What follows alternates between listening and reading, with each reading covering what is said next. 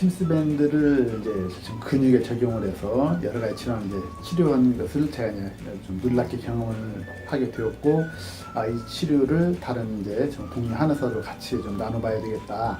그런 생각이 제가 알게 된 근육 이론을 알려주고, 침스밴드를 이제 동료 한의사들에 주었습니다. 그때 동료 한의사들이 근육 이론에 따라 잘 쓰는 사람도 있고, 혹은 이 침스밴드를 침과 같이 사용하는 사람이 있었습니다. 동료 한의사들이 저한테 이야기를 해주는 게, 내가 그 퇴행성 관절염 붙였더니 잘 났던데, 족저근막염 붙였더니 잘 났던데 하는 말들을 많이 하게 되면 그 말을 해결해 줘서 나도 그렇게 한번 해봤더니 굉장히 잘 낫게 되고, 여러 군데도 적용을 해봤습니다. 그랬더니 뭐 침으로 잘 안 났던 여러 질환이 이제 낫게 되고, 또 뭐 침과 같은 효과를 이제 내기 시작하는 겁니다, 이게.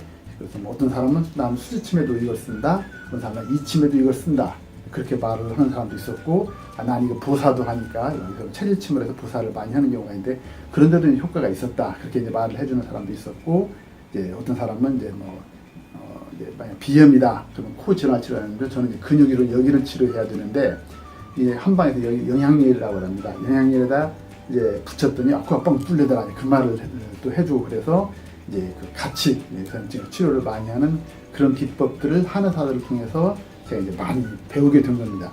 그래서 이걸 쭉 보니까 이제 뭐 수술을 요하거나 혹은 뭐 박테리아 같은 세균이 침입해서 든 그런 질환을 빼고는 거의 모든 질환에 적용이 된다는 것을 이제 잘 알게 되었습니다. 그래서 이런 놀라운 경험들을 동료 한의사들과 같이 공유를 하고, 그 논문으로 만들어서 이제 여러 학회에 발표한 것도 여러 번 있었습니다.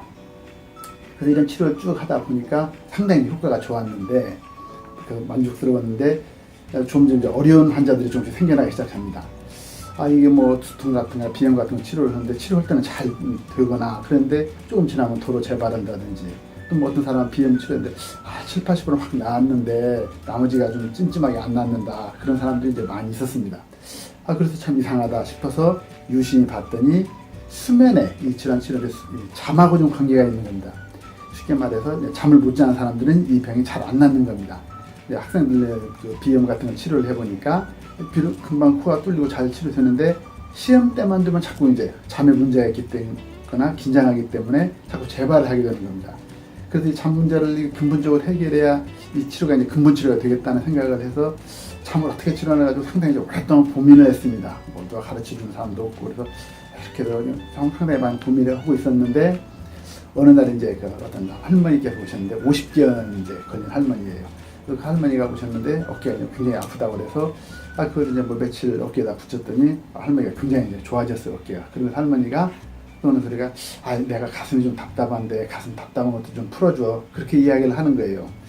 그래서 뭐 잘은 모르지만 자관 여기서 여기다 좀 몇 개 붙여주자 해서 붙여주었는데, 한 2주 정도 이제 지나서 그 할머니가 그렇게 말씀하시는 거예요.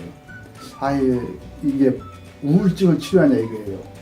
나는 우울증에 대해서는 굉장히 어려움이 있었고, 그 치료가 사실 침이나 약으로는 상당히 치료 효과가 이렇게 더딘 편인데, 그분이 그렇게 말씀하셔서 또 나는 가슴에만 붙여줬지 우울증을 치료하는 것도 아닌데, 그래서 가만히 생각해 보니까 이 가슴 하안폭풍이가 전중제라고 해서 신경성 증상을 치료하는 그런 침자리예요.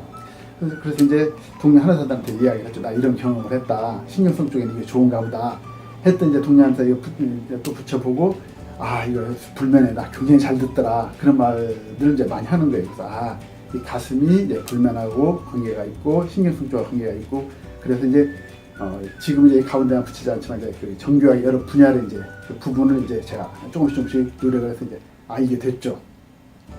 그래서 거기다 이제 이렇게 쭉 붙여서 치료를 해보니까, 이제까지는 신경성 증상, 불면증, 우울증, 강박증, 공황장애, 대인기피증, 두근거림, 여러 가지 증상이 있었는데, 그것을 따로따로 치료를 했는데, 병원에서는 도파민을 쓰니 세로토닌을 써서 여러 가지 썼는데, 그게 아니라 그 증상의 신경성 증상이 한 가지라 이거죠. 신경성 불면증 있는 사람은 약간의 불안 초조도 있고, 어떤 강박 증상이 있는 사람은 공황장애도 있을 수가 있고, 공황장애가 있는 사람은 우울증이 있을 수도 있고, 그 증상들이 같이 복합도 있고, 이것은 불면증만 치료하는 것이 아니라 그 증상을 동시에 같이 치료해버리더라 이거죠.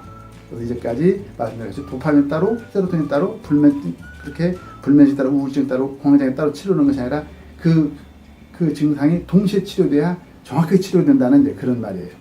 그래서 이제 그 쭉 치료를 해보니까 이제 그 치료가 여러 가지 현대인들이 겪고 있는 많은 질환들, 뭐 두통이 있다든지 안구건조증이 있다든지 비염이 있다든지 혹은 과민성 대장염, 요새는 거의 치료가 힘든 섬유성 근통증, 혹은 이제 항상 피곤한 그 만성 피로, 그런 것들이 다 죽는 병은 아니라 굉장히 귀찮은 병들이 이런 스트레스성 신경성 증상과 관계가 있다는 것을 이제 알게 되었습니다. 그래서 현대인이 겪고 있는 많은 병들이 죽고 사는 그런 병은 아니지만 그런 것들이 이러한 신경성하고 많이 알게 되는 것, 관계가 있다는 것을 알게 되어서 이제 그 치료를 하게 되었습니다.